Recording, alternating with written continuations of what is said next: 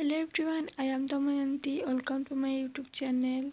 ଏବେ ମୁଁ ଆଲୋଚନା କରିବି ୟୁନିଟ୍ 1 ଓଡ଼ିଆ କଥା ସାହିତ୍ୟର ବିକାଶ କ୍ରମ। ପୂର୍ବ ଭିଡ଼ିଓରେ ମୁଁ କିଛି ଲମ୍ବ କ୍ୱେଶ୍ଚନ୍ ଆଲୋଚନା କରିଥିଲି। ଏବେ ମୁଁ କ୍ୱେଶ୍ଚନ୍ ନମ୍ବର 8 ଆଲୋଚନା କରିବି। ସ୍ୱାଧୀନତା ପରବର୍ତ୍ତୀ ଓଡ଼ିଆ କ୍ଷୁଦ୍ର ଗଳ୍ପ ସାହିତ୍ୟର ବିକାଶ ଧାରା ସମ୍ପର୍କରେ ଏକ ସନ୍ଦର୍ଭ ଲେଖ। ଏପରିକା କ୍ୱେଶ୍ଚନ୍ ଏକ୍ଜାମ୍ରେ ବହୁତ ଟାଇମ୍ ଆସିଥାଏ। 1950 ମସିହା ବେଳକୁ ଓଡ଼ିଆ କ୍ଷୁଦ୍ର ଗଳ୍ପ 50 ବର୍ଷ ଅତିକ୍ରମ କରି ଆସିଥିଲା। ଫକୀରମୋହନ ସେନାପତିଙ୍କ 1998 ମସିହାରେ ରଚିତ ରେବତୀ ଗଳ୍ପର ସଫଳତା ଓଡ଼ିଆ ଗଦ୍ୟ ସାହିତ୍ୟର ଗଳ୍ପ ଭବିଷ୍ୟତକୁ ଉଜ୍ଜ୍ୱଳମୟ କରିବାର ସମ୍ଭାବନା ସୃଷ୍ଟି କରିଥିଲା। ଫକୀରମୋହନ ଗଳ୍ପଗୁଡ଼ିକରେ ମୁଖ୍ୟତଃ ଓଡ଼ିଶାର କୃଷିଭିତ୍ତିକ ସମାଜ ବ୍ୟବସ୍ଥାର ଭାବ ସମ୍ପର୍କ ଏବଂ ସାମାଜିକ ଦ୍ୱନ୍ଦ୍ୱର ସ୍ୱର ଦେଖାଇଥିଲେ। ବିଶେଷ କରି ଓଡ଼ିଶାର ମାଟି ପାଣି ପବନ ଓଡ଼ିଆ ଜାତିର ଜୀବନ ପ୍ରବାହ ଫକୀରମୋହନଙ୍କ ଭଲମନ୍ଦ ବିଚାରରେ ପରୀକ୍ଷା ହୋଇ ଓଡ଼ିଆ ଗଳ୍ପ ଭିତ୍ତିଭୂମି ନିର୍ମାଣ କରାଯାଇଥିଲା। ଏହାପରେ କାଳିନ୍ଦୀ ଚରଣ ଓଡ଼ିଆ କ୍ଷୁଦ୍ର ଗଳ୍ପକୁ ମାନବୀୟ ଅନୁକମ୍ପାରେ ସମ୍ମୋହିତ କରିଥିଲେ। ତାଙ୍କର ସୃଷ୍ଟି ସର୍ଜନାରେ ଅପେକ୍ଷାକୃତ ଏକ କମନୀୟ ନୀତିମୟ ସ୍ପର୍ଶ ଥିଲା, ଯାହା ଫଳରେ ଓଡ଼ିଆ କ୍ଷୁଦ୍ର ଗଳ୍ପ ତାର ସମାଜ ସଙ୍ଗମ ହରାଇ ପାରି ନଥିଲା। ପରବର୍ତ୍ତୀ ସମୟରେ ଗଦାବରୀଶଙ୍କ ଗଳ୍ପ ଚାତୁର୍ଯ୍ୟରେ ଅତୀତର ଆବହନ ବର୍ତ୍ତମାନ ଜୀବନର ପ୍ରେରଣା ହୋଇ ଦେଖା ଦେଇଥିଲା। ତାହା କେଉଁ ଜାତୀୟ ଜୀବନର ଅଭିପ୍ରାୟକୁ ମୁଖରିତ କଲା, ସମାଜର ଅଭାବୀ ମଣିଷ କରୁଣ କାହାଣୀ କେତେ ସାମାଜିକ ଚଳଣିରେ ଦେଖାଦେଲା, ଜୀବନର ବାସ୍ତବ ଓ ବ୍ୟକ୍ତିର ଭାବପ୍ରବଣତାକୁ ନେଇ ଗଦାବରୀଶଙ୍କ ଗଳ୍ପଗୁଡ଼ିକରେ ଗୋଟିଏ ଗୋଟିଏ ଚମକପ୍ରଦ ଭାବାନ୍ତର ସୃଷ୍ଟି ହେଲା। ଏମାନଙ୍କ ବ୍ୟତୀତ ଚନ୍ଦ୍ରଶେଖର ମିଶ୍ର, ଦୟାନିଧି ମିଶ୍ର, ବାଙ୍କାନିଧି ପଟ୍ଟନାୟକ, ଲକ୍ଷ୍ମୀକାନ୍ତ ମହାପାତ୍ର, ଗଦାବରୀଶ ମିଶ୍ର ଓ ଅନନ୍ତ ପଣ୍ଡା ପ୍ରମୁଖ କ୍ଷୁଦ୍ର ଗଳ୍ପକୁ ଏହି ସମୟ କାଳ ମଧ୍ୟରେ ବେଶ୍ ସମୃଦ୍ଧ କରିଥିଲେ। ବାସ୍ତବରେ ଏ ଯୁଗରେ ଏକ ସଫଳ ବିଫଳତା ପୁଣି ଏକ ବିଫଳ ଓ ସଫଳତାର ଯୁଗ। ଏହି ମହାନ ଆଦର୍ଶ ବିଜୟରୁ ଏ ଯୁଗର ଆରମ୍ଭ ହୋଇଥିଲା ଏବଂ ସେହି ଆଦର୍ଶର ଅପମୃତ୍ୟୁରେ ମଧ୍ୟ ଏ ଯୁଗ ପରାଜୟ ଘଟିଲା। ପରଦେଶୀ ଶାସନ ଭାରତ ଛାଡ଼ିଲା। କୁକୁର କହଳ ପରି ଅନ୍ୟ ଗୋଇଠା ଖାଇ ଉତ୍ତ୍ୟକ୍ତ ଭାରତୀୟ ଜନତା ଉତ୍ସାହକୁ ଭିତ୍ତିକରି ଲଢ଼େଇ ଆରମ୍ଭ କରିଦେଲେ। ମନ୍ଦିର ଓ ମସଜିଦ୍ ପୃଷ୍ଠଭୂମିରେ ଭାରତବର୍ଷରେ ନିଦାରୁଣ ପରିଣତି ଥିଲା ଅତ୍ୟନ୍ତ ଲୋମହର୍ଷଣକାରୀ। ଓଡ଼ିଆ କ୍ଷୁଦ୍ର ଗଳ୍ପରେ ବାମାଚରଣ ମିତ୍ର ସାମ୍ପ୍ରଦାୟିକତାର ଏତାଦୃଶ ସମ୍ପର୍କକୁ ହଲି ଗଳ୍ପରେ ଅତ୍ୟନ୍ତ ଜୀବନ୍ତ କରି ଗଢ଼ି ତୋଳିଥିଲେ। ବାମାଚରଣ ବାସ୍ତବରେ ରାମ ହରିମଙ୍କ ରକ୍ତ ଜୁଡ଼ୁବୁଡ଼ୁ ଦୃଶ୍ୟ ଦେଖିବା ପରେ କର୍ମକ୍ଷେତ୍ରର ପରିକଳ୍ପିତ ଛବିଟିଏ ଆଙ୍କିବା ସେ ସମୟର ଏତେ ସହଜ ନଥିଲା। ଯେକୌଣସି ନ୍ୟସ୍ତ ସ୍ୱାର୍ଥଠାରୁ ସ୍ୱାଧୀନତା ପରବର୍ତ୍ତୀ ଭାରତବର୍ଷରେ କ୍ଷମତା ସ୍ୱାର୍ଥ ଲୋଭ ନିଃସ୍ୱାର୍ଥ ଜନସେବାଠାରୁ ଆକର୍ଷଣୀୟ ମନେହୁଏ। ତେଣୁ ଏହି ସମୟରେ ଓଡ଼ିଆ କ୍ଷୁଦ୍ର ଗଳ୍ପରେ ସ୍ୱାଧୀନ ଭାରତବର୍ଷରେ ସ୍ୱାଧୀନ ବ୍ୟବସ୍ଥା ବା ଶାସନ ବ୍ୟବସ୍ଥା ଥିବା ଛଳନା, ଗଣତନ୍ତ୍ରର ପ୍ରତାରଣା, ପ୍ରଶାସନିକ ଅପାରଗତା ପ୍ରଭୃତି ଚିତ୍ର ଅତ୍ୟନ୍ତ ହୃଦୟସ୍ପର୍ଶୀ। ସ୍ୱାଧୀନତା ପ୍ରାପ୍ତି ପୂର୍ବରୁ ଗଳ୍ପ ଲେଖା ଆରମ୍ଭ କରି ସ୍ୱାଧୀନତା ପ୍ରାପ୍ତିର ବହୁ ସମୟ ଯାଏ ଗଳ୍ପ ଲେଖି ଚାଲିଥିଲା ସଚ୍ଚିଦାନନ୍ଦ ରାଉତରାୟ, ଗଦାବରୀଶ ମହାପାତ୍ର, ଗୋପୀନାଥ ମହାନ୍ତି, ରାଜକିଶୋର ରାୟ, ସୁରେନ୍ଦ୍ର ମହାନ୍ତି, ଅଖିଳ ମୋହନ ପଟ୍ଟନାୟକ, ମହାପାତ୍ର, ନୀଳମଣି ସାହୁ, ବୀଣାପାଣି ମହାନ୍ତି ପ୍ରମୁଖ ଏହାର ପରିସରକୁ ଅଧିକ ବ୍ୟାପକ କରିଥିଲେ। ବ୍ରହ୍ମାନନ୍ଦ ପଣ୍ଡା ସମ୍ମୁଖ ଯୋଗିନୀ ଗଳ୍ପରେ ଗାନ୍ଧୀଙ୍କ ନାକ ଭେଦ କରି ଗାନ୍ଧୀ ମୂର୍ତ୍ତିକୁ ଦେବତା କରି ଦଳେ ଲୋକ କିପରି ଗାନ୍ଧୀ ଲୁଟ୍ ଚଳାଇଛନ୍ତି ତାହା ବର୍ଣ୍ଣନା କରିଛନ୍ତି। ରାଜକିଶୋର ରାୟଙ୍କ ଦେଖ ପତାକା ଉଡୁଛି ଗଳ୍ପରେ ଭାରତୀୟମାନଙ୍କ ନୈତିକ ଅଧପତନକୁ ଲକ୍ଷ୍ୟ କରି କୁହାଯାଇଛି, ଆଜି ଦେଶଯାକ ଏହାର ଗୁଡ଼ାଖୁ ବାନ୍ଧି ବିଡ଼ି ଆଜାଦ ହୋଟେଲ ପୋଲେଟ ତାଡ଼ିରେ ଛାଇ ହୋଇଗଲାଣି। କିଏ ଜାଣେ କାଲି ହୁଏତ କୃପାଳିନୀ ଗଣିକାଳୟ ଦେଶରେ ଦେଖା ନ ଦେବ। ଛି, ସ୍ୱାଧୀନତାର ଏ କି ନରକ ଦର୍ଶନ ବା ନରକ ଦର୍ଶନ। ସ୍ୱାଧୀନତା ପୂର୍ବ ଓ ପର ତିନୋଟି ପିଢ଼ିକୁ ପାଖାପାଖି ରଖି ମନୋଜ ଦାସ ତାଙ୍କର ଓଠ ଗଳ୍ପରେ ଏକ ତୁଳନାତ୍ମକ ଚିତ୍ର ପ୍ରଦାନ କରିଛନ୍ତି। ମୋଟ ଉପରେ ଉଭୟ କଥାବସ୍ତୁ ଓ କଥନ ଶୈଳୀ ସ୍ୱାଧୀନତା ପରବର୍ତ୍ତୀ ଓଡ଼ିଆ କ୍ଷୁଦ୍ର ଗଳ୍ପରେ ଦେଖିବାକୁ ମିଳିଥାଏ। ସେଠି ଆଉ କେଉଁ କଥା ବିଶ୍ଳେଷଣ କରି ବୁଝିବା ଦରକାର ପଡ଼େ ନାହିଁ, ବରଂ ଅନୁଭବ ସ୍ତରରେ ସେସବୁ ଗ୍ରହଣ କରିବା ଯେପରି ଯଥେଷ୍ଟ ସମ୍ଭାବନା ସୃଷ୍ଟି ହୋଇଛି। କ୍ୱେଶ୍ଚିନ୍ ନମ୍ବର 9, ସ୍ୱାଧୀନତା ପରବର୍ତ୍ତୀ ଓଡ଼ିଆ କ୍ଷୁଦ୍ର ଗଳ୍ପରେ ବିଚାରଧାରା ସ୍ୱରୂପ ଓ ବୈଶିଷ୍ଟ୍ୟ କିପରି ରୂପାୟିତ ହୋଇଛି ଆଲୋଚନା କର। ଆଧୁନିକ ଓଡ଼ିଆ କ୍ଷୁଦ୍ର ଗଳ୍ପ ଜୀବନକୁ ଅତି ନିକଟରୁ ଦେଖିଛି। ଆଜିର ଏହି ମୁହୂର୍ତ୍ତ ସର୍ବସ୍ୱ ଜୀବନରେ ମଣିଷ କଥା କ୍ଷୁଦ୍ର ଗଳ୍ପ ଯେତେ ବିଶ୍ୱସ୍ତ ଭାବରେ କହିପାରୁଛି, ସାହିତ୍ୟର ଅନ୍ୟ କୌଣସି ବିଭାଗ ପକ୍ଷରେ ତାହା ସମ୍ଭବପର ନୁହେଁ। କହିବା ବାହୁଲ୍ୟ ଯେ ମୁହୂର୍ତ୍ତ ସର୍ବସ୍ୱ ଜୀବନର ଏକ ପ୍ରାଣବନ୍ତ ଝଲକ ହେଲା କ୍ଷୁଦ୍ର ଗଳ୍ପ। ଓଡ଼ିଆ ଗଳ୍ପ ବିଭିନ୍ନ ଉତ୍ଥାନ ପତନ, ବାଦ ବିବାଦ, ପରୀକ୍ଷା ନିରୀକ୍ଷା, ତତ୍ତ୍ୱ ଅନ୍ୱେଷା, ଆକାଙ୍କ୍ଷା, ଆଶା, ସ୍ୱପ୍ନ ଭିତରେ ଅତିକ୍ରମ କରି ଚାଲିଛି। ଅନୁଧ୍ୟାନ କଲେ ଜଣାଯାଏ, ସ୍ୱାଧୀନତା ପରବର୍ତ୍ତୀ ସମୟରେ ଗଳ୍ପ ଇତିହାସର ଏକ ଗୁରୁତ୍ୱପୂର୍ଣ୍ଣ ସମୟ। ଏ ସମୟରେ ଦେଶ ସ୍ୱାଧୀନ ହେବା ସଙ୍ଗେ ସଙ୍ଗେ ମଣିଷର ମାନସିକ ଓ ସାମାଜିକ ଜୀବନରେ ବହୁ ପରିବର୍ତ୍ତନ ସଂଘଟିତ ହୋଇଛି। ବହୁ ନୂତନ ସମ୍ଭାବନାପୂର୍ଣ୍ଣ ସ୍ରଷ୍ଟାଙ୍କର ଆବିର୍ଭାବ ଘଟିଛି। ସେମାନେ ନିଜର ଅନୁଭୂତି, ପ୍ରତିଭା ଓ ଦୃଷ୍ଟିକୋଣ ନେଇ ବହୁ ସଫଳ ଗଳ୍ପ ରଚନା କରିଛନ୍ତି। ଏ ସମୟରେ ଗଳ୍ପ ଆଙ୍ଗିକ ଓ ଆତ୍ମିକ ସ୍ତରରେ ବହୁ ପରିବର୍ତ୍ତନ ଘଟିଛି।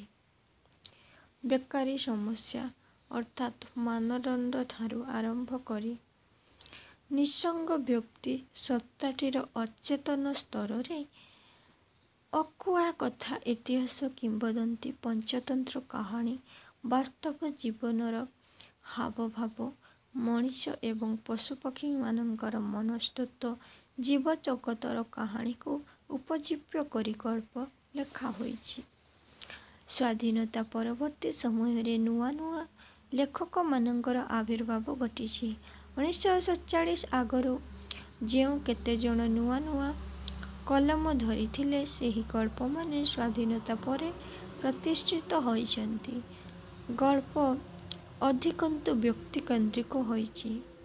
ଏକ ଜୀବନ ବ୍ୟଥା ନିସଙ୍ଗତାର କଥା ଶୁଣି ଗାଳ୍ପିକ ସାମାଜିକ ଅର୍ଥନୈତିକ ତଥା ଗୋଷ୍ଠୀଗତ ଦୃଷ୍ଟିଭଙ୍ଗୀ ବଦଳାଇ ଯାଇଛି।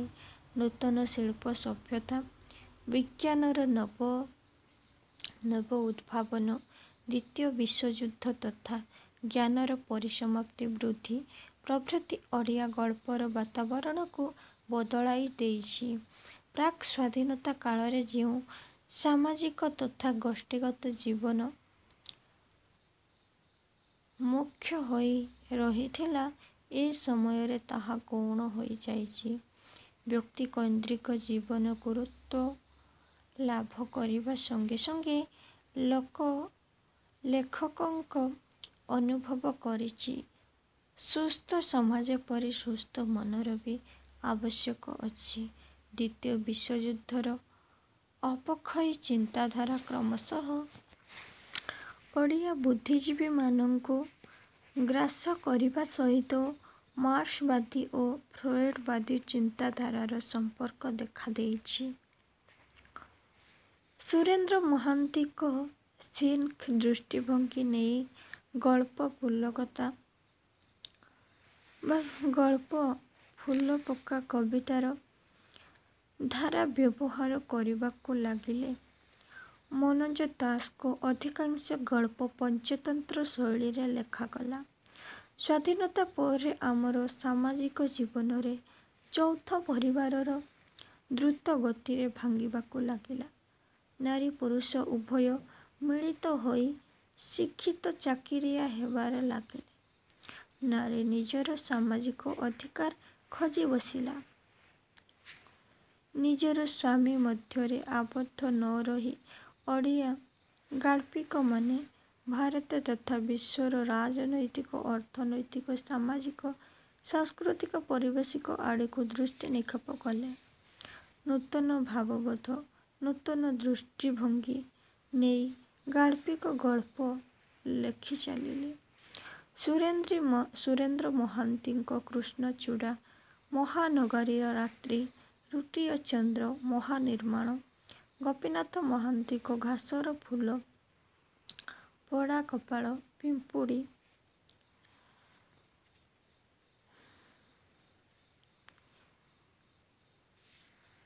ଇତ୍ୟାଦି ଇତ୍ୟାଦି ନାଟକ ସବୁ ରଚନା କରିବାକୁ ଲାଗିଲେ। ପରବର୍ତ୍ତୀ ସମୟରେ ବିଭୂତିଭୂଷଣ ତ୍ରିପାଠୀ, ନାରୁ ମହାନ୍ତି, ଜଗଦୀଶ ମହାନ୍ତି ପାଠକ ପାଖରେ ପହଞ୍ଚିଲା ବେଳକୁ କୋଉ ଅଲାଜୁକୀ ହାସ୍ୟ ଦେବାକୁ ଡାକ ଛାଡ଼ିବ ଓ କହିବ ଯେ ମୋ ଅଦା ଲୁଣିଆ ଓଠକୁ ଟିକିଏ ଛୁଇଁ ଦେଇଯା। କେତେବେଳେ ଆମ ଓଡ଼ିଆ ଘରର ଝିଅ, ଖାନଦାନୀ ଘରର ଝିଅ, ସେ ଯେତେ ଉଚ୍ଚଶିକ୍ଷିତ ହେଉ କି ଲଭ୍ ମ୍ୟାରେଜ କରିଥାଉ। ଉପନ୍ୟାସଟିକୁ 8ଟି ପରିଚ୍ଛେଦରେ ବିଭକ୍ତ କରିଛନ୍ତି। 8ଗୋଟି ପରିଚ୍ଛେଦ 8 ଦିନର ଘଟଣା ଭିତରେ ଆବଦ୍ଧ। ଉପସଂହାରରେ କୁହାଯାଇପାରେ, ଓଡ଼ିଆ କଥା ସାହିତ୍ୟର ଦରବାରରେ ଏମିତି ଅଳ୍ପ କେତେ ଖଣ୍ଡି ଉପନ୍ୟାସକୁ ଛାଡ଼ିଦେଲେ ଏ କ୍ଷେତ୍ରରେ ବିଶେଷ ପରୀକ୍ଷା ହୋଇନାହିଁ। ଏହି ଦୃଷ୍ଟିରୁ ଉପନ୍ୟାସରେ ଚେତନା ପ୍ରବାହର ଧାରାକୁ ନେଇ ଚରିତ୍ରର ସାମଗ୍ରିକ ବ୍ୟକ୍ତିତ୍ୱକୁ ଉଦ୍ଘାଟନ କରିବାର ଲକ୍ଷ୍ୟ ଯେଉଁ କେତେଜଣ ବିଭିନ୍ନ ପରୀକ୍ଷା ନିରୀକ୍ଷା କରିଛନ୍ତି, ସେମାନେ ସ୍ମରଣୀୟ ହୋଇ ରହିବେ, ଏହା ନିଃସନ୍ଦେହ କୁହାଯାଏ। Question number 10.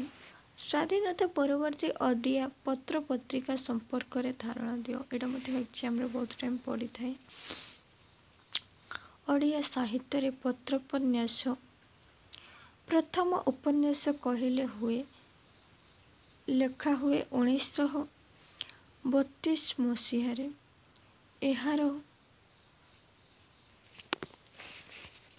44 ବର୍ଷ ପରେ ଗୋଦାବରୀଶ ମହାପାତ୍ରଙ୍କ ପ୍ରେମ ପଥେ ଥିଲା ପ୍ରଥମ ପତ୍ରୋପନ୍ୟାସ, ଯାହାକି ଓଡ଼ିଆ ଉପନ୍ୟାସ ଜଗତରେ ଏକ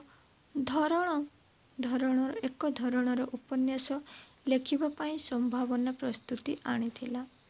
ଏହାର ପରବର୍ତ୍ତୀ ସମୟରେ ଚନ୍ଦ୍ରମଣି ଦାସଙ୍କ ଭୁଲ କାହାର, ଲକ୍ଷ୍ମୀଧର ଦାସଙ୍କ ଚିଠି ବା ଲକ୍ଷ୍ମୀଧର ଦାସଙ୍କ ଚରିତ୍ରହୀନର ଚିଠି, ରାଜକିଶୋର ପଟ୍ଟନାୟକଙ୍କ ପଞ୍ଜୁରୀ ପକ୍ଷୀ, ସୁରେନ୍ଦ୍ର ମହାନ୍ତିଙ୍କ କଲେଜ ବୟସ, ଗୋବିନ୍ଦ ଦାସଙ୍କ ଅମାବାସ୍ୟାର ଚନ୍ଦ୍ର, ପ୍ରଭାତ ରାୟଙ୍କ ଶିଳାପଦ୍ମ ପ୍ରଭୃତି ପତ୍ରୋପନ୍ୟାସ ଅଟେ। ଭାରତୀୟ ସାହିତ୍ୟ ପରିମଣ୍ଡଳରେ ପତ୍ରୋପନ୍ୟାସର ଲେଖାଯିବା ଘଟଣାଟି ଖୁବ୍ ପୁରୁଣା ନୁହେଁ। 1740 ମସିହାରୁ ଇଂରାଜୀ ସାହିତ୍ୟରେ ଏହାର ପ୍ରକାଶ ଘଟିଛି। ଯେତେବେଳେ ଶିଥିଳ ହେବାକୁ ବସିଲା, ସେତେବେଳେ ଭାରତୀୟ ସାହିତ୍ୟ କ୍ଷେତ୍ରରେ ଏହାର ପ୍ରଭାବଟିକୁ ଲକ୍ଷ୍ୟ କରାଯାଇପାରେ। ମାତ୍ର ଏକଥା ଅକାଟ୍ୟ ଯେ କୌଣସି ଭାଷାରେ ଏହାର ବିପୁଳତା ଅନୁଭବ କରାଯାଇପାରେ। ଓଡ଼ିଆ ପତ୍ରୋପନ୍ୟାସ ଜଗତରେ ଶିଳ୍ପଟିକୁ ଭିନ୍ନ ଭିନ୍ନ ଭାବରେ ବ୍ୟବହାର କରାଯାଇଥିବା ଲକ୍ଷଣୀୟ। ବେଳେବେଳେ ଗୋଟିଏ ଗୋଟିଏ ଚିଠି ସର୍ବାନ୍ତକରଣରେ ଗୋଟିଏ ଗୋଟିଏ ଉପନ୍ୟାସକୁ ଗତିଶୀଳ କରିଛି। ଲକ୍ଷ୍ମୀଧର ନାୟକଙ୍କ ଚରିତ୍ରହୀନତାର ଚିଠି, ପ୍ରତିଭା ରାୟଙ୍କ ଶିଳାପଦ୍ମ, ଯାଜ୍ଞସେନୀ, ରୋଜାଲିନ୍ ନନ୍ଦଙ୍କ କର୍ଣ୍ଣ, ମନୋଜ ଦାସଙ୍କ ଆକାଶ ଇତିହାସ ଆଦି ଉପନ୍ୟାସକୁ ପତ୍ରୋପନ୍ୟାସ ହିସାବରେ ଧରି ନିଆଯାଏ। ଇଂରାଜୀ ପତ୍ରୋପନ୍ୟାସ ଶୈଳୀଟିଏ ଟ୍ରାଜେଡିଠାରୁ କମେଡିର ପରିମଣ୍ଡଳକୁ ଗୁରୁତ୍ୱ ପ୍ରଦାନ କରିଛି। ମାତ୍ର ଓଡ଼ିଆ ପତ୍ରୋପନ୍ୟାସକୁ ନିରୀଖି ଦେଖିଲେ କମେଡି ଅପେକ୍ଷା ଟ୍ରାଜେଡିର ପରିମାଣ ବେଶୀ। ଯଦିଓ ପତ୍ରୋପନ୍ୟାସର ଧାରାରେ ଏଗୁଡ଼ିକ ଆଦର୍ଶ ତଥା ପ୍ରତିଷ୍ଠିତ ଲେଖା ନୁହନ୍ତି, ମାତ୍ର ଅନେକ ପରିମାଣରେ ଅଲଗା। ଓଡ଼ିଆ ପତ୍ରୋପନ୍ୟାସରେ ଯେଉଁଠି ପ୍ରେମ ପ୍ରଣୟ ପ୍ରସଙ୍ଗଟି ଉଲ୍ଲେଖ କରାଯାଇଛି, ସେଠି ସବୁର ପରିଣତି ଟ୍ରାଜେଡିପୂର୍ଣ୍ଣ। ଯେଉଁଠି ଏସବୁର ଊର୍ଦ୍ଧ୍ୱରେ ଗୋଟିଏ ନୂତନ ବାର୍ତ୍ତା ବହନ କରନ୍ତି, ସେଠି ଚିଠିରେ ପୁନଶ୍ଚ ମନ ଏବଂ ସମ୍ବେଦନର ଉପନ୍ୟାସକୁ ହିଁ ଧର୍ମରେ ପରିଣତ କରି ଜୀବନବାଦ କରିଛି। ଚିଠିଧର୍ମୀ ଉପନ୍ୟାସର ସ୍ୱତନ୍ତ୍ର ଦିଗଟି ହେଲା ଚରିତ୍ରମାନଙ୍କର ମନସ୍ତାତ୍ତ୍ୱିକ ବିଶ୍ଳେଷଣ। ସେଥିପାଇଁ ଚିଠିଗୁଡ଼ିକ ଅତ୍ୟନ୍ତ ଗୁରୁତ୍ୱପୂର୍ଣ୍ଣ। ଚିଠି ମଣିଷ ମନକୁ ତନ୍ନ ତନ୍ନ କରି ଆବିଷ୍କାର କରିଛି। ମନୋଜଗତରେ ଅନ୍ତର୍ବିଶ୍ଳେଷଣ ପାଠକକୁ ରସଗ୍ରାହୀ ଏବଂ ସହୃଦୟ କରିପାରିଛି। ଅମାବାସ୍ୟାରେ ଚନ୍ଦ୍ର, ଶିଳାପଦ୍ମ, ଯାଜ୍ଞସେନୀ ଆଦି ଉପନ୍ୟାସ ଏ କ୍ଷେତ୍ରରେ ଗୁରୁତ୍ୱପୂର୍ଣ୍ଣ ଅନୁଭବ କରିଛି। ଉପସଂହାରରେ ଓଡ଼ିଆ ଔପନ୍ୟାସିକମାନେ ଇଂରାଜୀ, ବଙ୍ଗଳା, ହିନ୍ଦୀ ଉପନ୍ୟାସ ଭଳି ପତ୍ରୋପନ୍ୟାସ ରଚନାରେ ସଚେତନ ନୁହନ୍ତି। ପତ୍ର ସଂଯୋଜିତ ଓଡ଼ିଆ ଉପନ୍ୟାସ ଖୋଜିଲେ ସୂଚୀ ପ୍ରସ୍ତୁତ କରିବା କଷ୍ଟକର ବ୍ୟାପାର ହୋଇପଡ଼ିବ। ଅନେକ ଓଡ଼ିଆ ଔପନ୍ୟାସିକ ଅବଚେତନ ଭାବେ ପତ୍ରୋପନ୍ୟାସ ଲେଖିଛନ୍ତି। ଏହା ହିଁ ବିସ୍ମିତ କରେ। କ୍ୱେଶ୍ଚନ ନମ୍ବର 12 ନିଃସଙ୍ଗତା, ଅସହାୟତା, ମାନବିକ ମୂଲ୍ୟବୋଧ ଅବକ୍ଷୟତା, ସ୍ୱାଧୀନତା ପରବର୍ତ୍ତୀ କ୍ଷୁଦ୍ର ଗଳ୍ପ ସମୂହ ଆଧାରିତ ଏହାର ସତ୍ୟତା ପ୍ରତିପାଦନ କର। ଏଇଟା ଏତେ ଇମ୍ପୋର୍ଟାଣ୍ଟ ନୁହେଁ, ତେଣୁ ମୁଁ ଭିଡ଼ିଓ ମାଧ୍ୟମରେ ଦେଖାଇ ଦେଉଛି।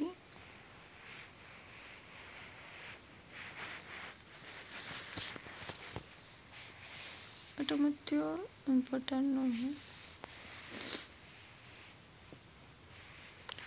କଣ 1960 ପରବର୍ତ୍ତୀ ଆଧୁନିକ ଓଡ଼ିଆ କ୍ଷୁଦ୍ର ଗଳ୍ପରେ ଭୂମି ଓ ଭୂମିକା ସମ୍ପର୍କରେ ଆଲୋଚନା କର।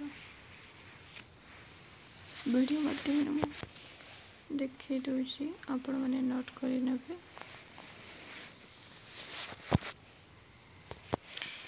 क्वेश्चन नंबर 14 ବିଂଶ ଶତାବ୍ଦୀର ଶେଷ ପର୍ଯ୍ୟାୟରେ ଆବିର୍ଭୂତ ହୋଇଥିବା ନବଗାଳ୍ପିକ ଗାନରେ ବିଷୟବସ୍ତୁ ନିର୍ବାଚନ, ଭାଷା ଓ ଶୈଳୀ କ୍ଷୁଦ୍ର ଗଳ୍ପକୁ କେତେ ମାତ୍ରାରେ ସଫଳ କରିଛି ଆଲୋଚନା କର। ଏଇଟା ବହୁତ ଟାଇମ୍ ଏକ୍ଜାମରେ ପଡ଼ିଥାଏ। ବିଂଶ ଶତାବ୍ଦୀର ଶେଷ ପର୍ଯ୍ୟାୟରେ ଭିନ୍ନ ଭିନ୍ନ ଗାଳ୍ପିକ ଗଳ୍ପ ରଚନା କ୍ଷେତ୍ରରେ ଏବେ ମଧ୍ୟ ସକ୍ରିୟ ଅଛନ୍ତି।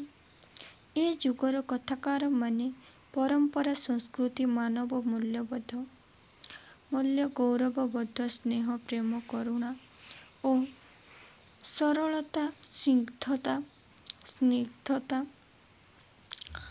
ସତ୍ୟତାର କଥା ଉପରେ ଅନେକାଂଶରେ ଗୁରୁତ୍ୱ ପ୍ରଦାନ କରିଥାଏ। ସେମାନଙ୍କ ମଧ୍ୟରୁ ଗାଳ୍ପିକ ସରୋଜିନୀ ସାହୁ ଅନ୍ୟତମ।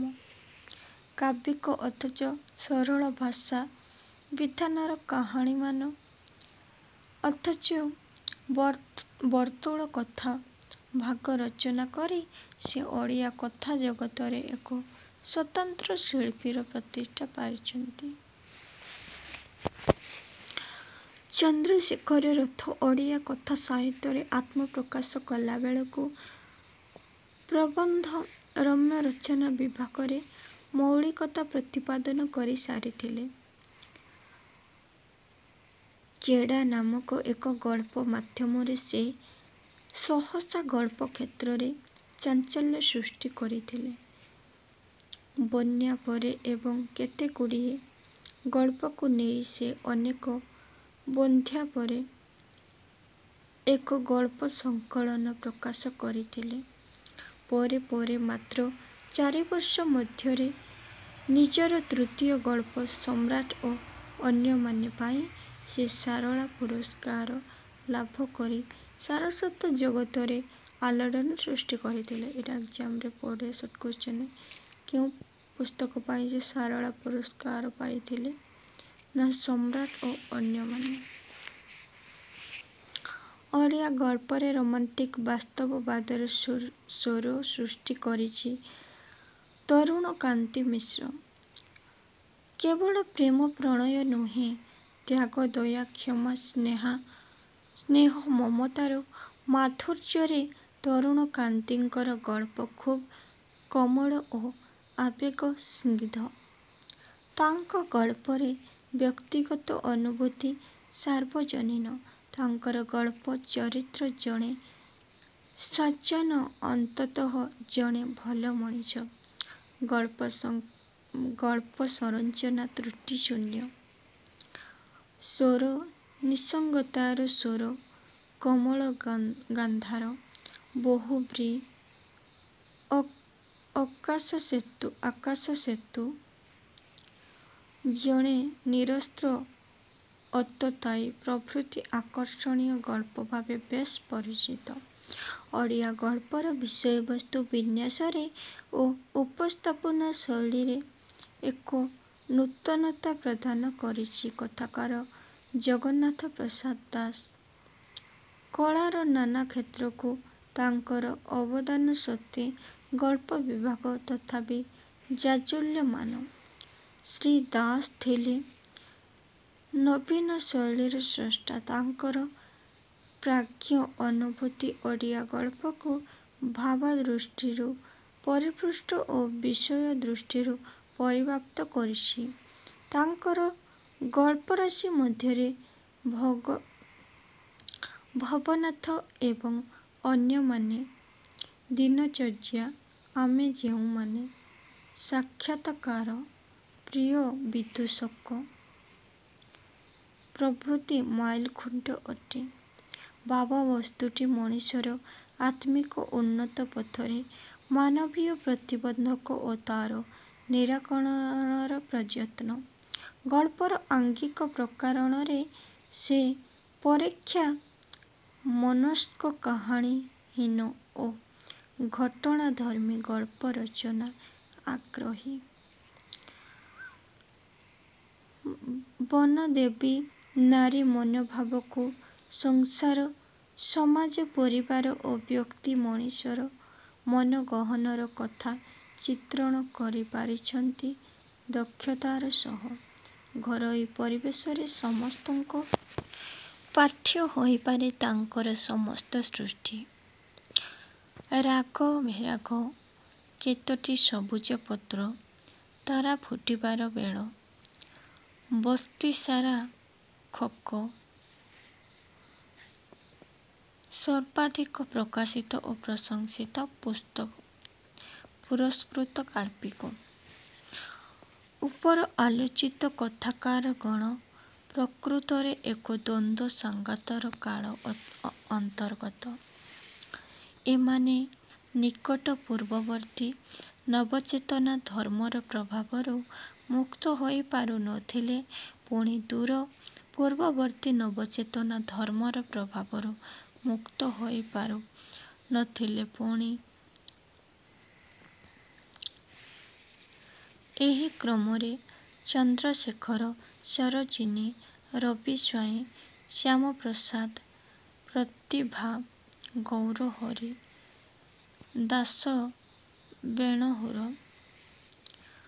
କଳାକୌଶଳ ଉପାୟ ପ୍ରଚେଷ୍ଟା ବଳବତ୍ତର ହେଲା। ସ୍ୱାଧୀନତା ଉତ୍ତର ପ୍ରସ୍ଥରେ ଓଡ଼ିଆ କ୍ଷୁଦ୍ରଗଳ୍ପ କ୍ଷେତ୍ରରେ ଆଙ୍ଗିକ ପର୍ଯ୍ୟାୟରେ ନାନା ପରୀକ୍ଷା ନିରୀକ୍ଷା ଘଟିଛି। ଗଳ୍ପ ଆରମ୍ଭର ପ୍ରକାର ଅନ୍ତ, ଆରୋହଣ, ଆରମ୍ଭ, ଅବତରଣ ତ୍ରିଭୁଜ ରୂପରେ ପରିଚିତ ହୁଏ। ସାଧାରଣତଃ ଲେଖକ ସ୍ରଷ୍ଟାର ଭୂମିକାରେ ଗଳ୍ପ ଗଙ୍ଗା ଗତିବିଧି ନିରୀକ୍ଷଣ କରୁ କରୁ ତାକୁ ବର୍ଣ୍ଣନା ବା ବର୍ଣ୍ଣନ କରେ। ସ୍ୱାଧୀନତା ପର କାଳର ଗଳ୍ପର ଅବତାରଣା ସହ ଆକାର ପ୍ରକାର, ଭାଷା, କଥାଭାଷା ପ୍ରଭୃତି ନାନା ପରିବର୍ତ୍ତନ ଘଟିଛି। ଫଳରେ ଗଳ୍ପ ନମନୀୟ ଓ ଚିତ୍ରିତ ବର୍ଣ୍ଣନା ହୋଇଛି। କ୍ୱେଶ୍ଚନ ନମ୍ବର 15 ସ୍ୱାଧୀନତା ପରବର୍ତ୍ତୀ ଓଡ଼ିଆ ଉପନ୍ୟାସରେ ଐତିହାସିକ ତଥା ପୌରାଣିକ ଚିତ୍ର କିପରି ପ୍ରତିଫଳିତ ଆଲୋଚନା କର। ଏଇଟା ଏକ୍ଜାମରେ ବହୁତ ଟାଇମ୍ ପଡ଼ିଥାଏ। ସ୍ୱାଧୀନତା ପରବର୍ତ୍ତୀ କାଳରେ ସାମାଜିକ ଉପନ୍ୟାସ ଓ ଐତିହାସିକ ଉପନ୍ୟାସର ରଚିତ ହୋଇଛି। ସ୍ୱାଧୀନତା ପୂର୍ବରୁ ଐତିହାସିକ ଉପନ୍ୟାସ ଥିଲା। ସେଥିରେ କଳ୍ପନାର ପ୍ରମୁଖ ସ୍ଥାନ ଦେଇ ତାହାକୁ ଐତିହାସିକ ରୋମାନ୍ସର ମର୍ଯ୍ୟାଦା ଦିଆଯାଇଥିଲା। ସ୍ୱାଧୀନତା ପରବର୍ତ୍ତୀ ସମୟରେ ଐତିହାସିକ ଉପନ୍ୟାସର ଧରା ଓ ଧାରା ଦେଖାଦେଇଛି। ପରବର୍ତ୍ତୀ ତାହା ଘଟଣାକୁ ନେଇ, ଚରିତ୍ରକୁ ନେଇଛି। ମାତ୍ର ସେଇଥିରେ ଇତିହାସର ନିର୍ଜୀବ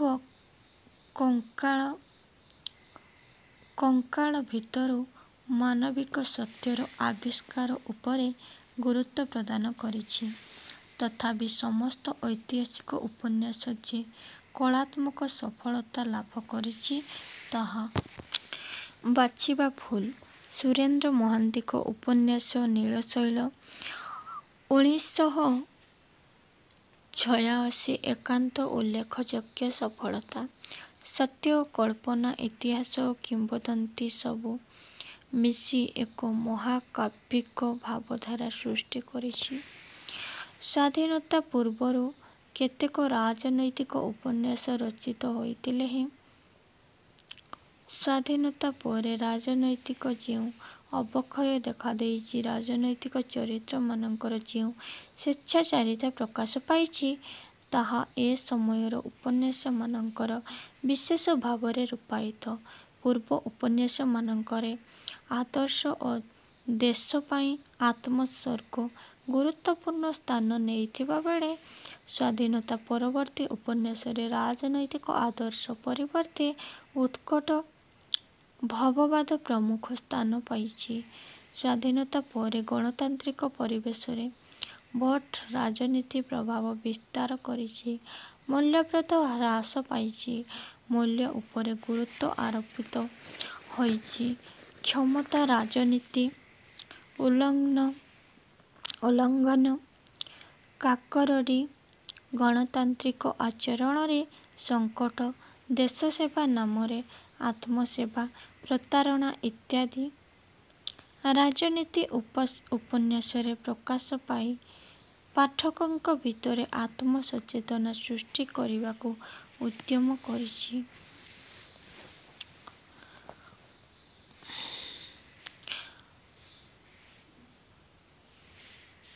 ଗାନ୍ଧୀବାଦର ଲିପିବଦ୍ଧ 1931ରେ ଘଟିଲା ବେଳେ ତୃତୀୟ ପର୍ବ 1977ରେ ଉପନ୍ୟାସ ସ୍ପଷ୍ଟ ଭାବରେ ସୂଚାଇ ଦେଲେ। ହରେକୃଷ୍ଣ ମହତାବ ଏହି ଉପନ୍ୟାସ ହିଁ ନକ୍ସଲାଇଟ ଚିନ୍ତାଧାରାକୁ ପ୍ରଥମେ ପ୍ରକାଶ କରିବା ସୁରେନ୍ଦ୍ର ମହାନ୍ତିଙ୍କ ଅନ୍ଧ ଦିଗନ୍ତ। ସାଧାରଣ ନିର୍ବାଚନ ଓ ନୂତନ ଗଣତାନ୍ତ୍ରିକ ପରିବେଶରେ ରାଜାମାନଙ୍କର ସ୍ୱରୂପକୁ ବାସ୍ତବ ଓ ଜୀବନ୍ତ ଭାବରେ ଚିତ୍ରିତ କରାଯାଇଛି। ଯେଉଁମାନେ ଥିଲେ ପ୍ରକୃତ ସ୍ୱରାଜ ସୈନିକ ଓ ଗାନ୍ଧୀବାଦର ବିଶ୍ୱାସ କର୍ମୀ, ସ୍ୱାଧୀନତା ପରେ ସେମାନେ ହେଲେ ଅବହେଳିତ। ରାଜନୈତିକ ହିପୋକ୍ରାସିକୁ କେବଳ ବିଦ୍ରୂପ କରାଯାଇ ନାହିଁ, ସେମାନଙ୍କ ଅନ୍ଧକାର ଦିଗକୁ ମଧ୍ୟ ଦେଖାଇ ଦିଆଯାଇଛି। ଔପନ୍ୟାସିକ ଲକ୍ଷ୍ମୀଧର ନାୟକ ହାରେ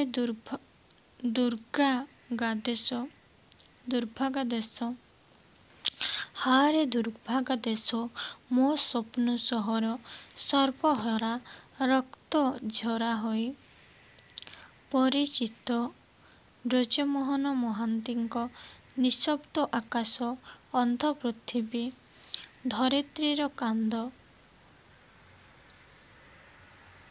ଇତ୍ୟାଦି।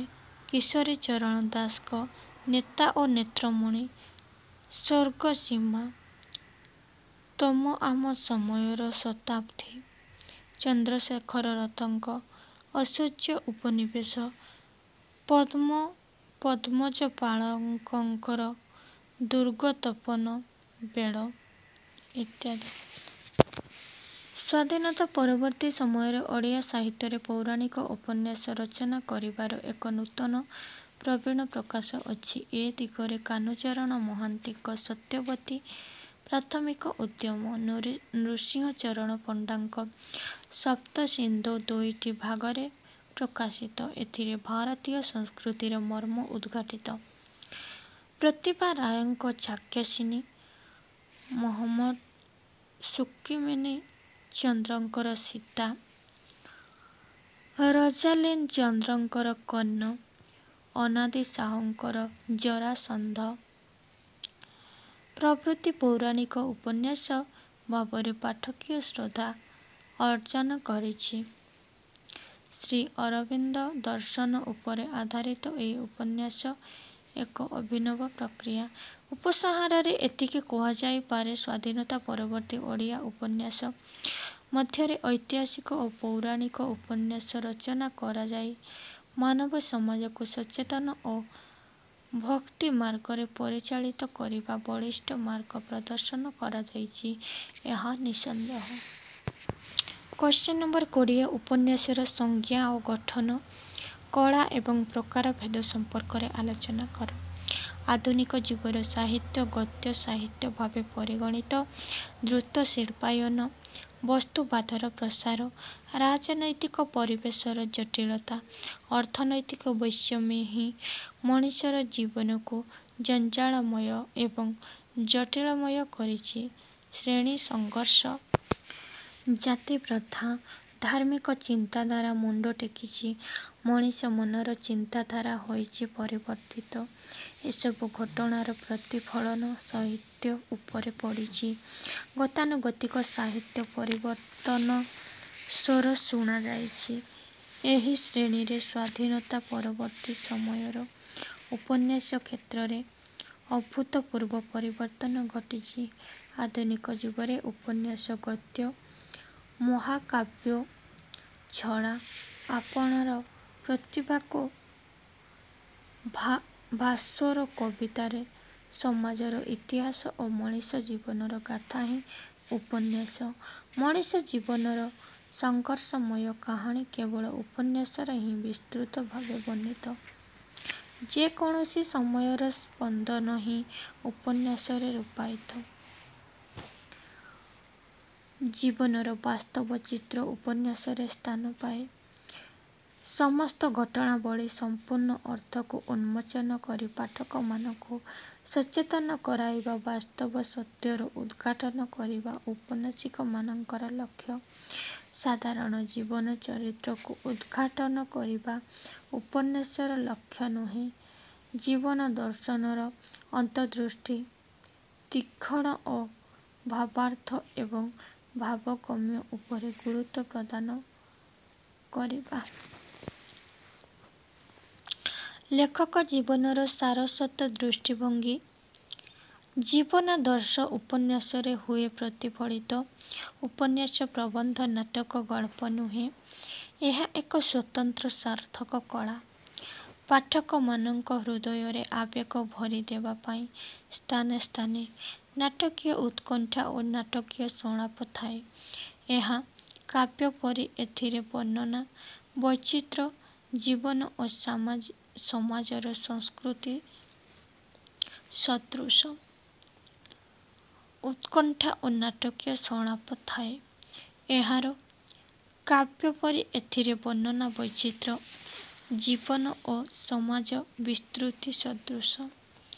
ମନୁଷ୍ୟ ନିଜର ରାଜ୍ୟର ସକଳ ଭାବ, ଭାବନା, ଚିନ୍ତା, ଚେତନା ସର୍ବୋପରି ଜୀବନାଦର୍ଶ ଉପନ୍ୟାସରେ ସ୍ଥାନ ପାଇଥାଏ। ଚରିତ୍ରମାନଙ୍କ ସଂଳାପ, ବ୍ୟକ୍ତିଗତ ଦୁଃଖ ଓ ଯନ୍ତ୍ରଣାର ସ୍ପନ୍ଦନ ଉପନ୍ୟାସରେ ବ୍ୟବହାର ଭାବେ ଫୁଟି ଉଠେ। ସାହିତ୍ୟ ବିଭାଗରେ ଉପନ୍ୟାସ ଏକ ସାରସ୍ୱତ କଳା। ଏହାର ରୀତି, ଗଠନ, ଶୈଳୀ, ବର୍ଣ୍ଣନାତ୍ମକ ପରିଭାଷା ସ୍ୱତନ୍ତ୍ର। ଘଟଣା ପ୍ରବାହ ଏଥିରେ ପ୍ରମୁଖ ଭୂମିକା ଗ୍ରହଣ କରେ। ଉପନ୍ୟାସ ମଧ୍ୟରେ ସ୍ଥାନ ପାଇଥିବା ଚରିତ୍ରମାନଙ୍କ ମଧ୍ୟରେ ଐକ୍ୟଭାବ ନ ରହିଲେ ଏହାର କଳାତ୍ମକ ଧର୍ମ ନଷ୍ଟ ହୋଇଥାଏ। ବିଭିନ୍ନ ସମସ୍ୟାକୁ ଆଧାର କରି ଉପନ୍ୟାସ ରଚନା କରାଯାଇଛି। ଅତୀତ, ବର୍ତ୍ତମାନ, ଭବିଷ୍ୟତକୁ ନେଇ ଉପନ୍ୟାସ କଥାବସ୍ତୁ ରଚନା କରାଯାଇଛି। ବିଷୟବସ୍ତୁକୁ ମୁଖ୍ୟ ଆଧାର କରି ଭିନ୍ନ ଭିନ୍ନ ପ୍ରକାରର ଉପନ୍ୟାସ ରଚନା କରାଯାଇଛି। ସେଗୁଡ଼ିକ ହେଲା ସାମାଜିକ, ଐତିହାସିକ, ବିଜ୍ଞାନ ଭିତ୍ତିକ, ରହସ୍ୟମୂଳକ, ମନସ୍ତାତ୍ତ୍ୱିକ, କାବ୍ୟଧର୍ମିକ, ଲୋମହର୍ଷଣ ଉପନ୍ୟାସ, ଆବେଗଧର୍ମିକ ଉପନ୍ୟାସ ଏବଂ ଆତ୍ମଜୀବନୀମୂଳକ ଉପନ୍ୟାସ। ସାଧାରଣତଃ ଉପନ୍ୟାସରେ କାହାଣୀ, ଚରିତ୍ର, ଘଟଣା, ଜୀବନାଦର୍ଶ, ଭାଷାର ବର୍ଣ୍ଣନା ମୁଖ୍ୟ ପ୍ରସଙ୍ଗ ଅଟେ। ଭାଷାର ଭାବ ସରଳ ଓ ସାବଲୀଳ ହେବା ଆବଶ୍ୟକ। ଉପନ୍ୟାସ ବର୍ଣ୍ଣନା କଲାବେଳେ ଭାଷା ସ୍ୱଚ୍ଛନ୍ଦ ଭାବରେ ପ୍ରକାଶ ପାଇବା ଉଚିତ। ଗଠନ, ରୀତି, ଶୈଳୀ ଓ ଭାଷା ଉପନ୍ୟାସର ଉତ୍କର୍ଷତା ବୃଦ୍ଧି ପାଇବାରେ ସହାୟକ ହୋଇଥାଏ। ଶୈଳୀ ସ୍ୱାଭାବିକ ହେଲେ ଉପନ୍ୟାସ ହୁଏ ପ୍ରାଣସ୍ପର୍ଶୀ।